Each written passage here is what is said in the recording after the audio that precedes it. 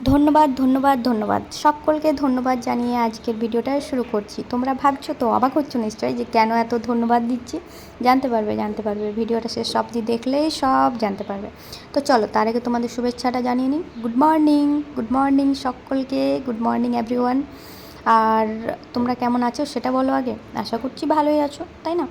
আর আমি তো ভালো থাকবো, কারণ থাকবো নাই বা কেন, ভালো থাকারই তো কথা।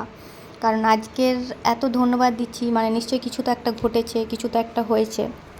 তো চলো, আর তোমাদেরকে বেশি না ঘাটিয়ে বলেই ফেলি ধন্যবাদের কারণটা কি। আজকে আমি যখন সকালে ঘুম থেকে উঠে আমি আমার ইউটিউব চ্যানেলটা খুললাম, তখন দেখলাম প্রায় আমার 1000 সাবস্ক্রাইব পুরো কমপ্লিট হয়ে গেছে। আমি সত্যি মন থেকে ভীষণ খুশি হয়ে গেছি গাইস। সকলকে একটা করে চুমু দিয়ে দিচ্ছি, আর আমার তরফ থেকে সকলকে ভালোবাসা। আর তার সাথে আরও একটা কথা বলি, না বললেই নয়, কারণ কিছু কিছু নেগেটিভ কমেন্ট এর মধ্যেও এসেছে অলরেডি, তা আরও আসবে সেটা আমি জানি। কারণ অনেকে বলবে মাত্র তো 1000টি সাবস্ক্রাইব হয়েছে, তাতে এত মাতামাতি করার কি আছে। হ্যাঁ ভাই, কারণ আমি যেহেতু তিল তিল করে ছোটো মানে চ্যানেলটাকে ছোট্টোর থেকে আমি মানে বাড়িয়েছি, তো এক একটা সাবস্ক্রাইব করে এক একটা সাবস্ক্রাইব পেয়ে পেয়ে পেয়ে পেয়ে আজকে 1000 এসেছে। এটা কিন্তু মানে সহজ ব্যাপার নয়, কারণ আমি মনে করছি, কারণ আমি তো দেখেছি, কারণ 1000 হওয়াটাই বড় কথা, তারপরে তোমার এমনি এমনি সাবস্ক্রাইব বেড়ে যায়। কারণ ওই যে কথায় আছে না, তেলা মাথায় সবাই তেল দেয়, যার মাথায় কিন্তু তেল থাকে না কেউ তেল ঘষতে যায় না, সেরকমই একটা ব্যাপার। আর এই যে ব্লগটা দেখছো স্ক্রিনে, এই ব্লগটা হচ্ছে আমার, তখন আমি নার্সিং কলেজে পড়তাম, প্রায় 1.5 বছর আগেকার ব্লগ। এটা আমার অনেক আগেই ছাড়ার কথা ছিল, কিন্তু ছাড়া হয়নি। আজকে যখন দেখলাম গ্যালারিতে আছে, মানে গ্যালারি ঘাঁটতে ঘাঁটতে হঠাৎ চোখের সামনে এলো, তাই ভাবলাম তোমাদের সাথে শেয়ার করে দিই। সেটা তো আবার কিছু মানুষ বলবে, তো ভালোই, তোমার ব্লগ তুমি দেখো, তো আমার না দেখালে যেমন তোমাদেরকে হজম হয় না, তাই তোমাদেরকে আমি দেখাই। আর তোমরাও আমার মানে কিছু কিছু আমার পজিটিভ মেম্বার্স আছে যারা আমাকে ভালোবাসে, তারা কিন্তু আমার ব্লগ দেখতে ভালোবাসে, তাদের জন্য আমি ব্লগগুলো দিই। আর অনেকেই কমেন্ট করেছে এর মাঝে, মানে নানান কমেন্ট, তো যাই হোক সেটা একটা অন্য শর্ট ব্লগে আনবো। তার আগে এই ব্লগটা নিয়ে কিছু কথা তোমাদের, আজকে যেহেতু আমার মনটা ভালো আছে তাই তোমাদের সাথে ভালো ভালো কথা শেয়ার করি। এই যে ব্লগটা দেখছো, এটা হচ্ছে আমি ওই যে বললাম নার্সিং কলেজে পড়তাম সেই তখনকার ব্লগ। তখন জানো তো প্রত্যেক সানডে, এটা ছিল একটা সানডের ব্লগ, প্রত্যেক সানডে আমরা অপেক্ষা করতাম কবে সে সানডেটা আসবে, প্রত্যেকটা সপ্তাহ। আর এটা হচ্ছে আমার বন্ধুদের ইন্টারভিউ, শুনে নাও তোমরা। তো যাই হোক, এরা হচ্ছে আমার ফ্রেন্ডস, তা এদের সাথেও তোমাদের দেখো মাঝখানে পরিচয় করিয়ে দিলাম। আর ওই যে বললাম সানডে আমরা ওয়েট করে থাকি, কেন ওয়েট করে থাকি জানো?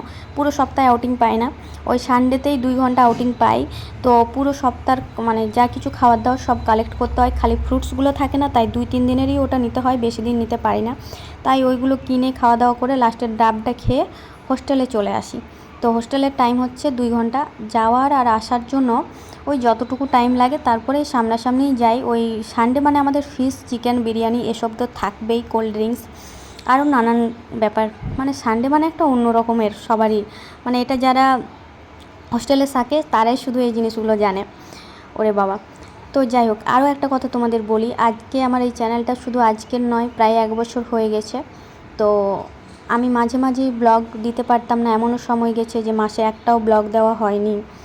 তো সেই সময়টা ছিল আমার ইন্টার্নশিপ পিরিয়ড, প্রায় 6-7টা মাস যখন আমি ছিলাম ওখানে, তখন আমি খাওয়ার আর ঘুমের সময় পেতাম না। কারণ ইন্টার্নশিপ মানে তো সবাই জানো যে জব করাটাও বোধহয় এতটা কষ্ট না, মানে মাটি কাটাটাও এতটা কষ্টের না যতটা ইন্টার্নশিপ পিরিয়ডটা কষ্টের।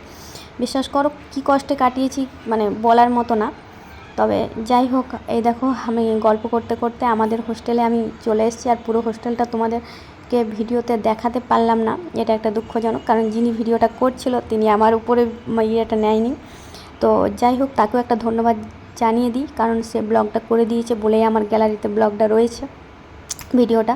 তো তাকে ধন্যবাদ জানিয়ে নিলাম। এরপর আমি সিগনেচারটা করে দেব, কারণ ওই যে বললাম 2 ঘন্টা টাইমিং থাকে আমাদের, তো কখন বেরিয়েছি আউটার এন্ট্রির জন্য সিগনেচার লিখে দিতে হয় যে কখন ঢুকেছি কখন বেরিয়েছি। আর আজকের ব্লগটা এই পর্যন্ত। আর জানিও আমার ব্লগগুলো কেমন লাগছে তোমাদের, আর আজকের ব্লগটা কেমন লেগেছে সেটা তো অবশ্যই জানিও। চলো, এবার আমি আমার হোস্টেলে ঢুকে গেছি, এবার রুমে চলে যাব। চলো, বাই বাই।